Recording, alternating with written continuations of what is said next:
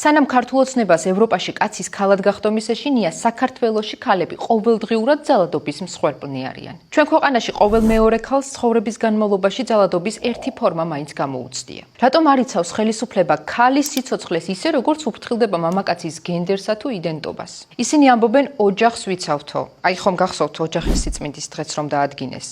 და ამ სახელით ევროკავშირის წინააღმდეგ ბრძოლას ამართლებენ. სინამდვილეში კი რა ხდება? გამოკითხულ ქალთა 90% ამბობს, რომ მეუღლისგან ან პარტნიორისგან დამცირება განუცდია. 85% ერთხელ მაინც სცემეს, 45% კი სექსუალური ძალადობის მსხვერპლი ყოფილა. ევროპაში კაცები ქალებად გადაიქცევიანო და ეს საფრთხეა. ჩვენ ქვეყანაში კი კაცები უბრალოდ ძალადობენ და ამაში საგანგაშო არაფერი. ევროპა ჩვენთვის სქესის ან იდენტობის შეცვლის საფრთხე არ არის. ევროპა ცივილიზებული ურთიერთობებია, სადაც ძალადობა არ არის ნორმა და ადამიანის ღირსება კანონით არის დაცული.